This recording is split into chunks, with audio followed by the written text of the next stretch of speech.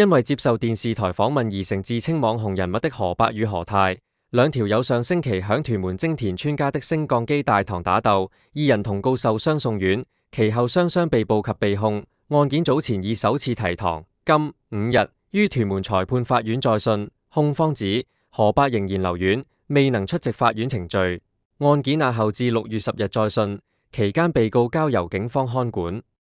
琴日4日下午12時，何太到屯門警署報到後接受記者訪問，指傷勢同建案影響瞓覺，並講述有關機構同警署有提供關於案件和情緒支援。問及佢被質疑是否符合公屋資產規定時，指沒擔心公屋被收回，又話冇收過有關事宜的信件。本身何想加他的名字，但已被撤銷。二名被告何77歲退休人士及葉秀定44歲家庭主婦，分別被控一項有意圖而傷人及傷人罪，指他們分別於2025年5月30日在香港新界屯門恩寶路10號精田村精信樓25樓大堂意圖使對方身體受嚴重傷害而非法及惡意傷害葉秀定，以及在同時同地葉定秀非法及惡意傷害何。